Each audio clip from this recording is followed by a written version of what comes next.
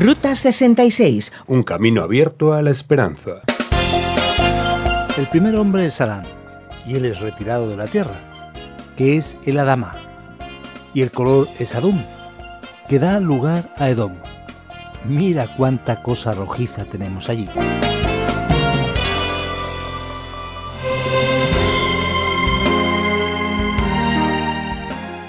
Si decides recorrer la mítica Ruta 66, tienes una parada casi obligada: el Parque Nacional del Bosque Petrificado, situado entre Navajo y Holbrook. Un bosque donde hace miles de años habían gigantescos árboles que con el paso del tiempo han ido cayendo y muriendo, fosilizándose en un arco iris de colores de madera petrificada.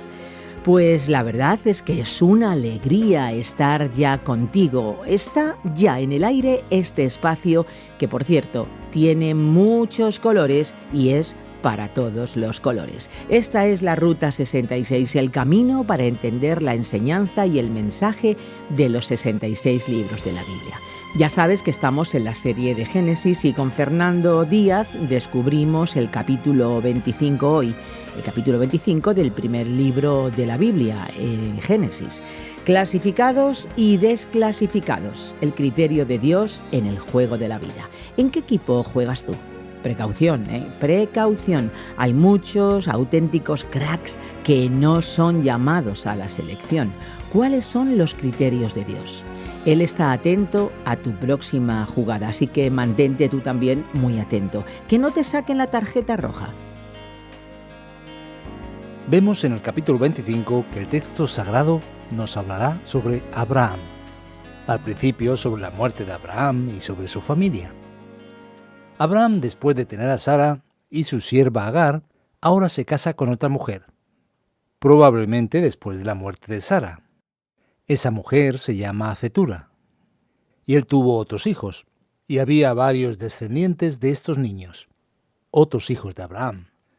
Abraham luego muere a la edad de 175 años, y también es enterrado en la cueva de Macpela, de Mamre, en el mismo lugar donde Sara había sido enterrada anteriormente.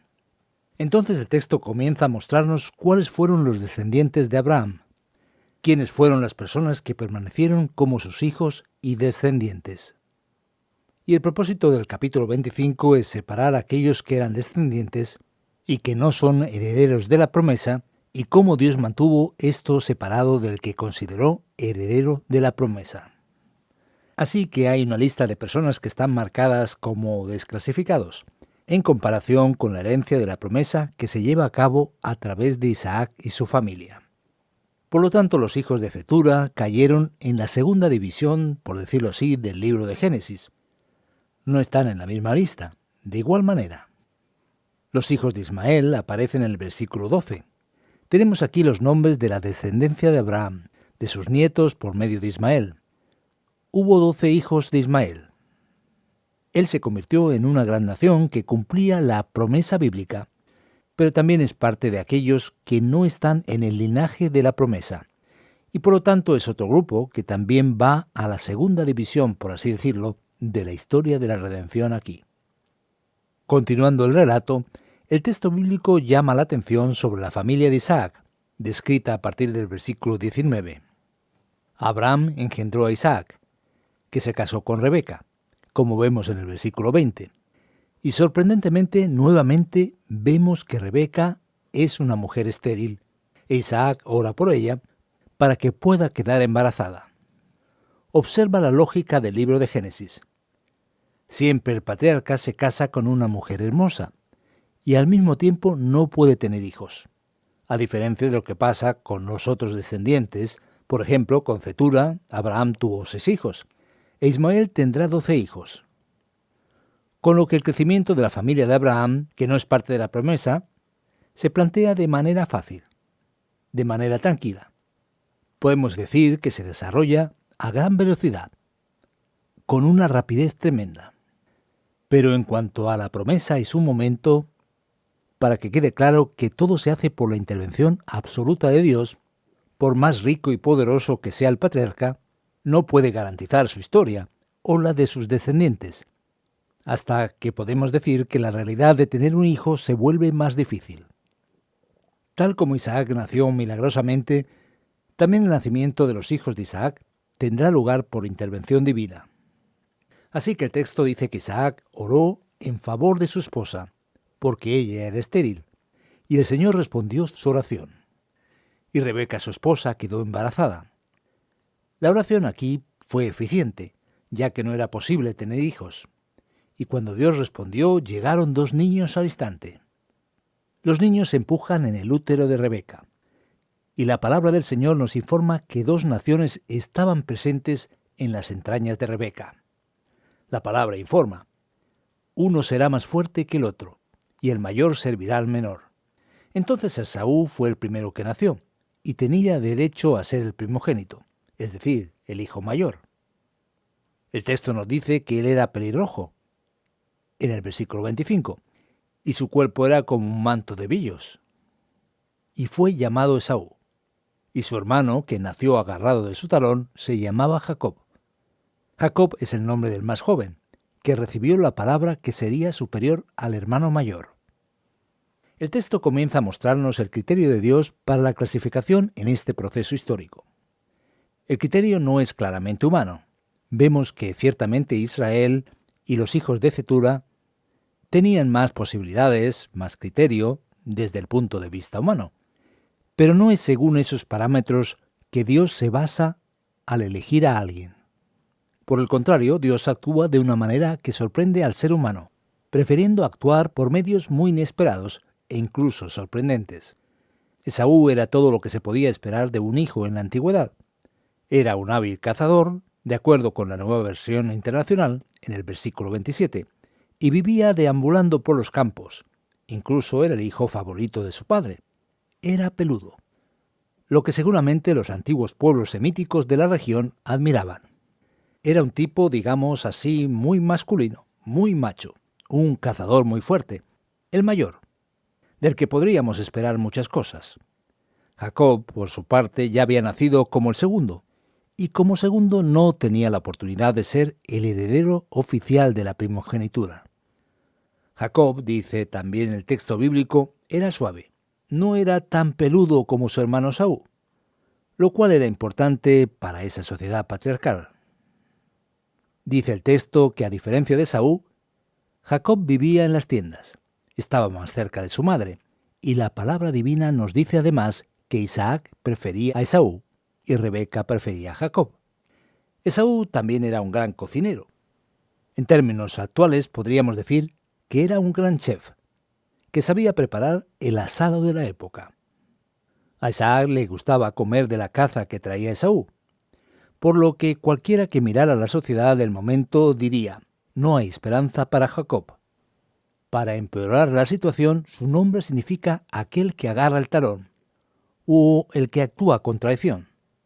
Jacob es sin duda aquel de quien nadie puede esperar muchas cosas. Pero el texto continúa y dice: un día, cuando Jacob estaba preparando un guiso, Esaú llegó agotado del campo y le dijo: dame de comer de ese guiso rojizo, porque estoy muy cansado. Por eso a Esaú se le llamó Edom. Véndeme primero tus derechos de hijo mayor, le respondió Jacob. Me estoy muriendo de hambre, contestó Esaú. Así que, ¿de qué me sirven los derechos de primogénito?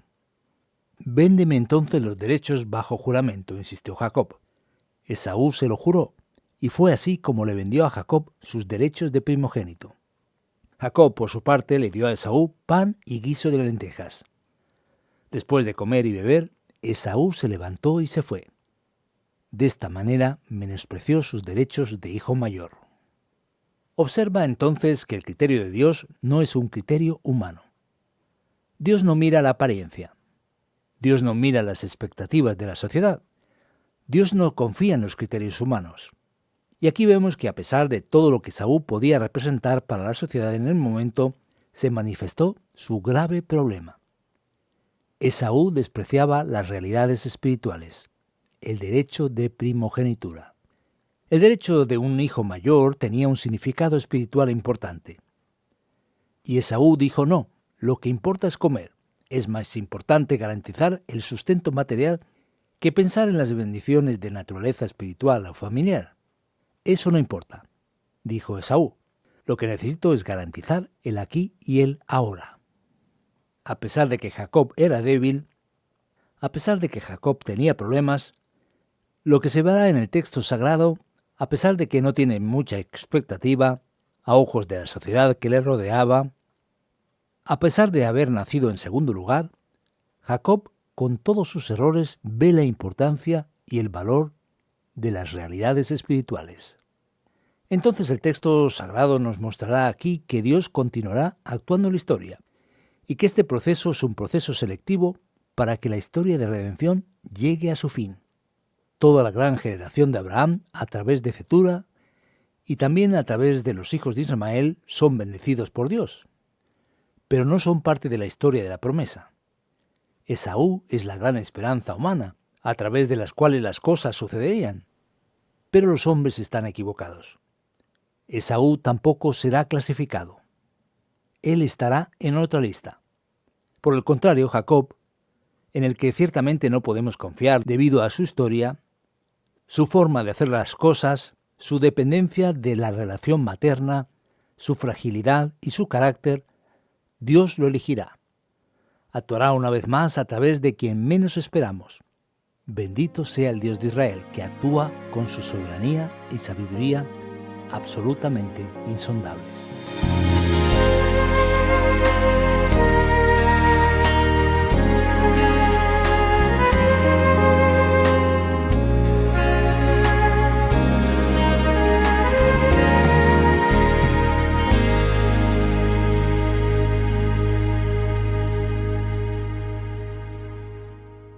La vida es como un viaje y si lo hacemos siguiendo la Ruta 66, tenemos un destino seguro. Ruta 66, el camino correcto a la esperanza. Pues muy bien, soy Esperanza Suárez y estoy aquí de vuelta trayendo las preguntas en el programa de hoy, en el capítulo 25 de Génesis. Estamos hablando del criterio de Dios, clasificados y desclasificados. Recuerda, querido amigo, que puedes plantear tus preguntas y sugerencias en el WhatsApp 601 20 32 65 con el prefijo +34 desde fuera de España. Y también lo puedes hacer en el correo electrónico info@radioencuentro.net.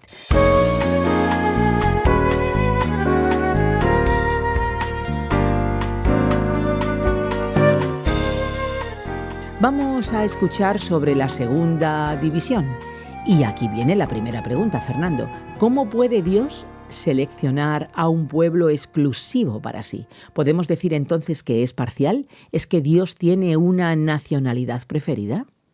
Bueno, Esperanza, esta es una de las preguntas más espinosas de la Biblia, y aquí debemos entender lo que está a la vista. Mira, Dios bendice a todas las personas. Él hace que la lluvia caiga sobre el bueno y el malo. Veremos que cuando Dios hace su promesa a Abraham, el propósito último es que todas las familias de la tierra sean bendecidas, que todos los pueblos sean bendecidos. Ahora, cuando vamos a hacer cualquier cosa, cualquier actividad, siempre tenemos un comienzo. Nadie operará el cuerpo, por ejemplo, cortando todas las partes. Así que cualquier situación de la realidad de la vida, cada persona tiene su lugar y su papel. Es como el cuerpo humano. Todos deben tener corazón y dedos, cabello y pulmón e hígado. Cada persona juega un papel, al igual que cada parte del cuerpo tiene su función. Cuando Dios elige a Abraham y hace un pacto con las personas de Israel, esto es en cierto modo un privilegio, pero también es una mayor responsabilidad, por lo que podemos decir que Dios selecciona a las personas no basándose en sus méritos. Dios no elige basándose en criterios absolutamente infundados. Él elige con una función y un fin, y el propósito final de este pueblo no es el fin en sí mismo, sino que estas personas están siendo instrumentos de Dios para la bendición de todas las familias de la tierra. En ese momento, y de cierta manera, Dios sí elige. Él tiene una relación exclusiva en cierto aspecto de función, pero eso no significa que Dios devalúa a otras personas. Dios bendijo a Ismael, y Dios tenía bendiciones para los otros descendientes de Abraham. Pero la función específica de redención tuvo lugar a través de Israel. Por lo que, en el sentido absoluto, Dios no es parcial, sino que elige a cada persona o cada pueblo para que lleve a cabo una determinada función en la historia. Aquí lo que hay a la vista entonces es un pueblo que sea una especie de canal para la llegada de la promesa de la descendencia, ¿no? Exactamente. Tanto es así que dentro del pueblo del pacto veremos a varias personas que serán reprendidas por Dios, y su futuro no estará garantizado solo porque son parte del pueblo de la promesa. Aún estando entre los clasificados, ellos también, podríamos decir, caen a la segunda división. Ahora, mira el peligro. Hablando de un pueblo, específicamente aquí de una familia, en el capítulo 25 de Génesis, en los versículos 27 y 28, vemos que hay una familia dividida. Fernando, hay una preferencia por parte del padre, por parte de la madre. Uno parece ser un cazador experto al que le gusta el asado y amante de las buenas batallas, mientras que el otro es un poco más tranquilo en casa, ayudando a mamá en la cocina a hacer sopa. Es un tanto extraño, ¿no? A mí, desde luego como madre, no me gustaría ese asunto, aunque tuviera un hijo en la cocina haciendo sopita conmigo. Vamos allá, directamente al asunto. Pero Esperanza, eso no es así exactamente. Jacob ayuda a su madre con los animales del ganado cerca de la casa, y Esaú era un cazador. No es que se haya quedado en casa ordenando la cocina y viendo la televisión. El contexto no es tan así. Pero de todos modos hay una gran diferencia. Es interesante. El texto dice que Isaac y Rebeca tenían preferencias personales. De hecho, esta preferencia pasará en la vida de Jacob y luego causará problemas en la vida de José y sus hermanos. Es importante destacar que Dios hace su obra en la vida de personas comunes. Estos hombres y mujeres de Dios en la Biblia son gente de carne y hueso, como cualquiera. No son personas especiales. Bueno, pues eso me da algo de esperanza ahora. Exactamente. No son, digamos, héroes de Dios, santificados, llegados del cielo. Son personas normales y corrientes que cometen sus errores. Por lo que la gran maravilla es ver que incluso las personas con familias en problemas, con dificultades, son objeto de la acción de Dios y Dios construye su victoria de una manera especial a pesar de esas debilidades humanas que también marcan nuestras vidas. Entonces, esta es nuestra esperanza. Tú, yo y nuestro amigo que nos acompaña ahora tenemos esperanza. Dios trata a las personas comunes como cualquiera de nosotros. Exactamente, tú lo has dicho. Dios usa a personas ordinarias para hacer cosas extraordinarias. Ahora me vas a explicar el tema de este derecho de primogenitura que se negoció. ¿Tanta confusión debido a un plato de lentejas? ¡Qué cena tan desagradable! ¿A que sí? Podría haber dicho en aquel momento, no estoy muy bien, me encuentro indispuesto. No podía haberlo tomado tan en serio, ¿no? Quizás podrían haber tratado de resolverlo tomando algo para el estómago, para la digestión, ¿verdad? Pero la cosa no es así. Lo de la primogenitura, aquí en el caso de la Nueva Versión Internacional, es más fácil de entender para la persona porque la idea es el derecho del hijo mayor. Entonces, ¿qué es esto? Es una costumbre, una práctica antigua. Incluso la palabra primogenitura aparece en el original con la palabra hijo mayor, con la palabra nacido primero. Así que es una costumbre de la antigüedad, en la que el mayor era el heredero, por así decirlo, espiritual y oficial de la familia. Él tenía un doble derecho de la herencia, y era, digamos, el sucesor oficial de su propio padre, de acuerdo con la antigua costumbre. Por lo tanto, la idea, la esperanza, es que Saúl lo tenía todo para hacerlo, y el texto bíblico muestra que a pesar de que tenía este derecho, su corazón lo despreció, y lo cambió por un plato simple de lentejas. Ahora, hoy en día a veces tenemos una forma de pensar que da igual lo que una persona hizo o lo que piensa, que lo que hace es secundario. No es verdad. Pero en la Biblia se toma en serio lo que haces. Hay un claro reflejo de la actitud. Esaú simplemente reveló lo que había en su corazón. No le importaba esta realidad familiar y espiritual. era un hombre centrado en lo meramente tangible y material, por lo que se reveló incapacitado de heredar esa bendición perdida por él y heredada por su hermano Jacob, que no tiene credenciales oficiales, pero que entiende espiritualmente la validez de aquello. Así que, por increíble que parezca, las cosas importantes comienzan por prestar atención a las cosas pequeñas, no simplemente a las grandes y extraordinarias. Amigo, tú que nos escuchas, ¿prestaste atención a eso? Para terminar, quiero saber sobre este énfasis en el color rojo que aparece en el texto. Esaú era pelirrojo, ¿correcto? Y el guiso era rojizo. ¿Por qué hay tanto énfasis en este color? Y sabemos que Edom tiene esta connotación de algo rojo. ¿Significa que surgió un pueblo con piel roja? ¿Qué pasa aquí? A ver.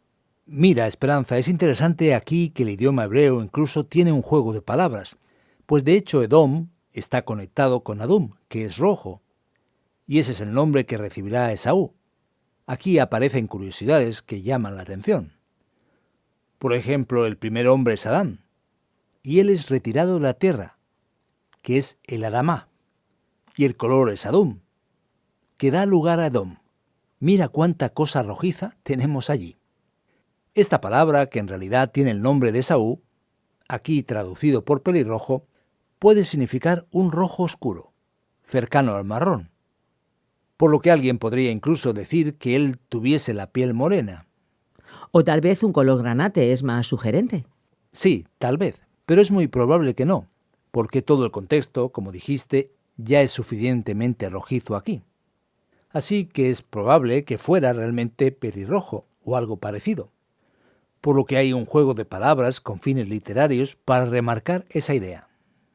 Génesis tiene este enfoque muy didáctico para que la persona no olvide. El que lo leyese en el original lo tendría más claro. Digamos, la idea más fija. Así que se destacó esa coloración para que quedara más fuerte, para teñir, digamos, bien la memoria de la persona, para no olvidarse de la historia fácilmente.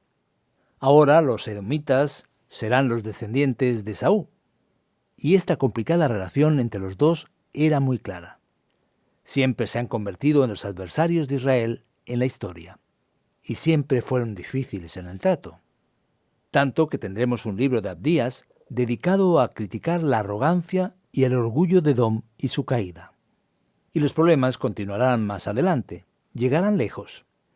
Sabremos que Herodes en el Nuevo Testamento es un idumeo, que está relacionado con esta herencia idumea, que luego desaparecerá, pero que trasciende a lo largo de los años en una relación difícil, tal como comenzó.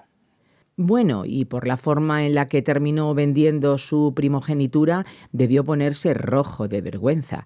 Pues Fernando, muchísimas gracias por la explicación. Amigo, a ti que nos escuchas, te invito ahora a que nos acompañes en la aplicación de nuestro programa de hoy.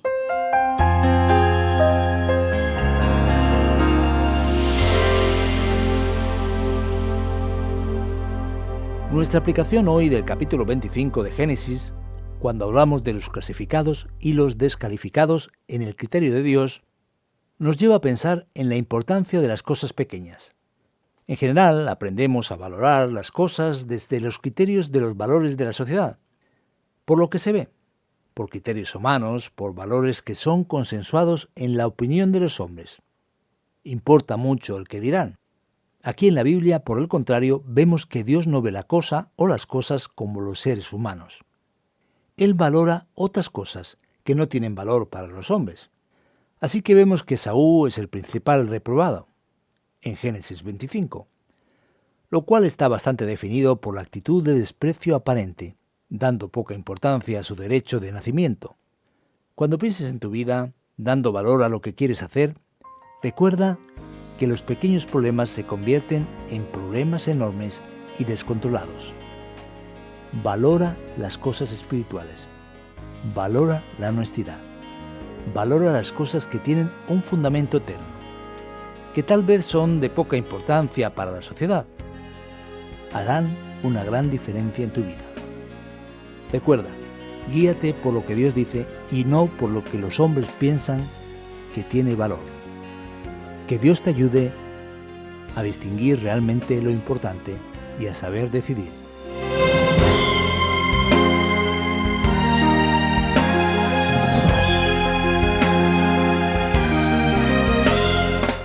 Pues nos vamos a quedar aquí en nuestra Ruta 66. Vamos a parar, pero volveremos para seguir atendiendo y aprendiendo más sobre la Biblia. No te lo pierdas. Ruta 66 es un programa original del profesor de Biblia Luis Sayao, producido por Radio Encuentro, Radio Transmundial en España. Un espacio traducido por Mateus Rodríguez y presentado y adaptado por el profesor de Biblia y comunicador Fernando Díaz Sarmiento. Si tú quieres escuchar este programa de nuevo o quizá alguno de los anteriores, lo puedes hacer en nuestra página web o en la página RTM 360, también descargando la aplicación RTM 360. Tenemos nuestra propia aplicación RTM Ruta 66 y los programas están también disponibles en varias plataformas digitales como Spotify, eBooks y iTunes. En las redes sociales puedes encontrarnos como RTM Ruta 66. Comparte con nosotros a través de un mensaje escrito, un mensaje de voz, tus comentarios, tus impresiones del programa en el WhatsApp 601 20 32 65 con el prefijo +34 desde fuera de España. También puedes usar el correo electrónico info@radioencuentro.net. Nos encantaría regalarte una guía comentario que tenemos para que conozcas más a fondo la Biblia. Si la solicitas, te la enviamos completamente gratis. Andrés Ocampo te manda saludos desde la parte técnica y desde estos micrófonos Esperanza Suárez, que te acompañó, está encantada de haber pasado este tiempo contigo. Vamos a volver en nuestra próxima y particular Ruta 66, un camino abierto a la esperanza, un encuentro con el autor de la vida.